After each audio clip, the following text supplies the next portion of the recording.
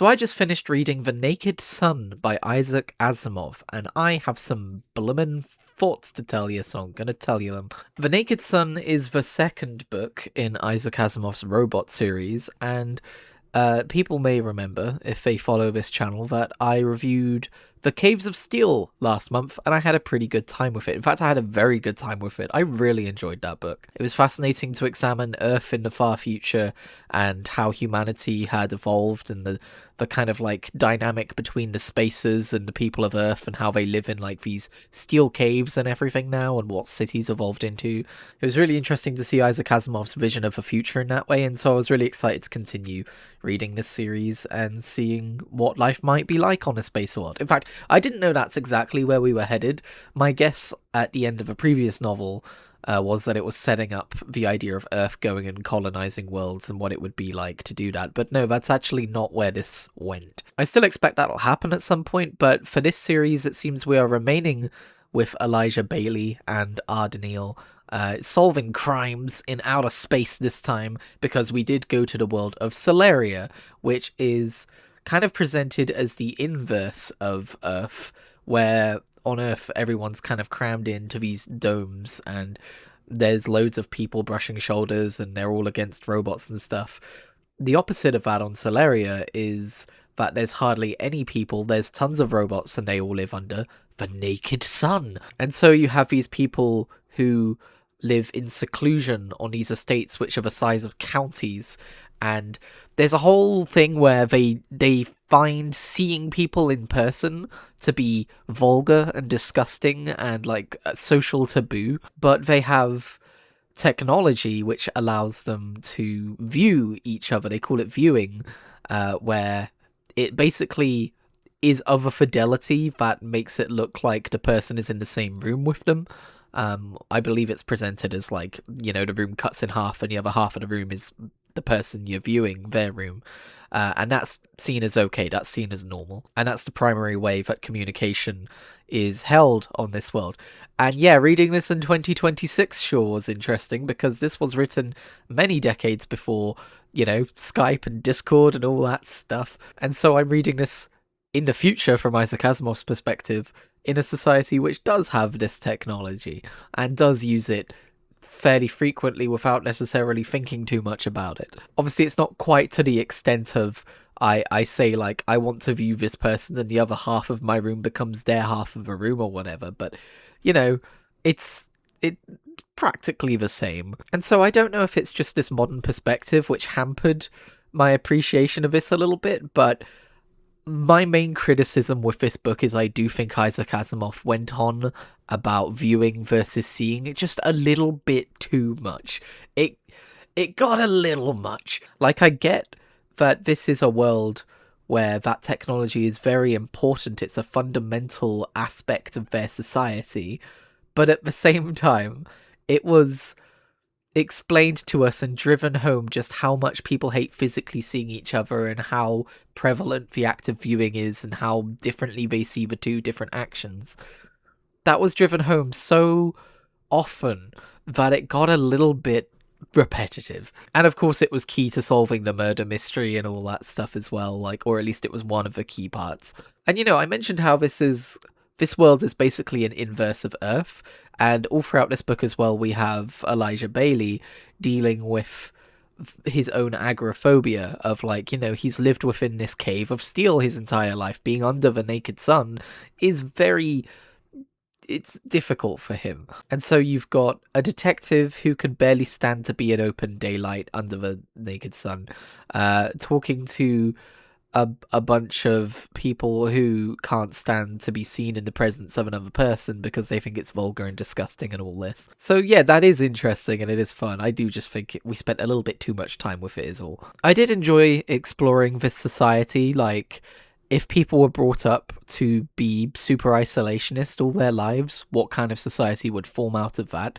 And, like, is this a natural endpoint for a society in which robots see to their every need and they don't need to see other people? There are some parallels there to be drawn to our society and technology and the internet, and as I mentioned in the previous review with Caves of Steel, robots do very much remind me of generative AI and, like how robots are being relied on more and more, and how it's causing problems because it's putting real people out of jobs and stuff like that. But I'm not gonna lie, this book didn't quite grab my imagination the way the Caves of Steel did.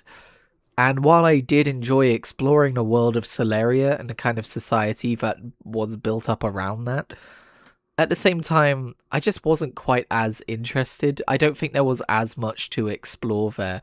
And also, what didn't help, I wasn't that invested in the murder mystery either, and I've been having difficulty putting my finger on just why that is. Because in the Caves of Steel, I was interested in the murder mystery. I was trying to figure out who did it the entire time, whereas here, it almost felt a little bit more irrelevant. Like, it wasn't. It was the driving plot point that had Elijah Bailey traveling the world and stuff. But I think maybe so much time was dedicated talking about his agoraphobia and the people of Solaria's aversion to seeing each other and the sociological ramifications of their society and upbringing and stuff, that we didn't actually spend all that much time, I feel like, talking about the murder itself and the various different parts of it that might come together to make the whole picture. And I guess to an extent this was the case with the Caves of Steel as well. It was more about using the murder mystery to do world building than it was actually creating this crazy mystery in itself. But I can't escape the fact that I was interested in that murder, and I wasn't really interested in this one.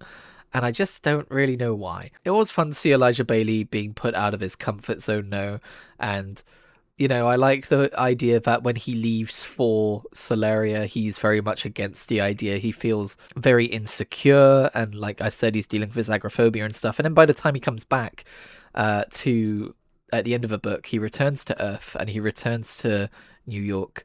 He's very much struck with the sense of like, I've never noticed before how claustrophobic this is. The word claustrophobic was not used, but as Elijah Bailey has kind of overcome his agoraphobia a bit, and he's seen a version of society which, while itself is very, very flawed, is different to Earth's, he's finally returned to Earth with this new perspective of seeing it from an outsider's point of view. It's like that saying, right, of like, you can never truly go home. Like, when you go traveling and you return home again, it looks different and you can't escape the new perspective that you have.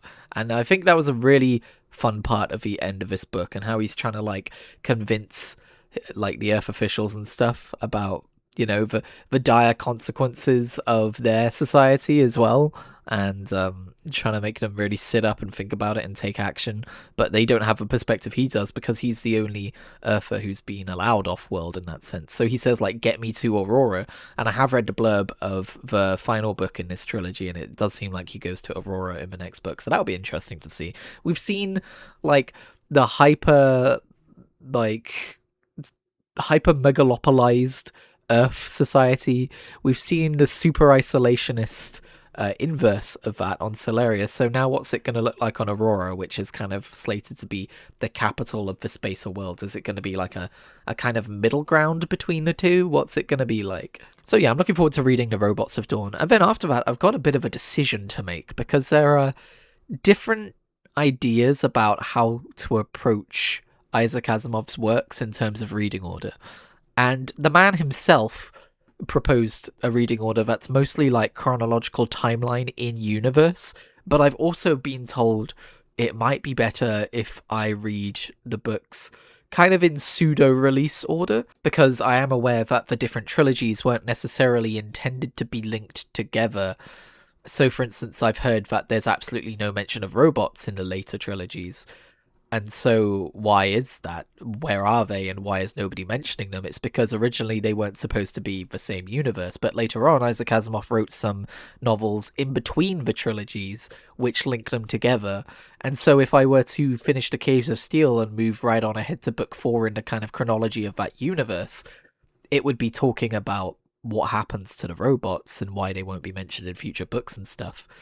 But that might still come across as jarring if I then continue onwards into the second trilogy, which I believe is Empire, and then its Foundation. Might be the other way around. I've got more research to do, but still, I've been warned, basically, that it might be a little jarring. It might feel a little janky if I read it in universe chronological order, but also I'm still tempted to do that and report back what that's like. So I don't know. I've got some decisions to make. Let me know if you have any recommendations on that front. But either way, thank you very much for listening to this. It's a bit of a short one, but I don't really have all that much to say about it. It was a fun book. I enjoyed it, but it didn't capture my imagination quite the way that the first book did. I don't know if that's a popular opinion or not, but nevertheless, I still enjoyed it, and I enjoy it enough to want to continue reading. So I will meet you back here for The Robots of Dawn, or another book that I finish first, because I am not a linear human being in terms of reading things, and I'm currently reading a few comics that I'm quite enjoying. So anyway, thanks for checking us out. Leave a like if you liked the video, and I will catch you in whatever I make next.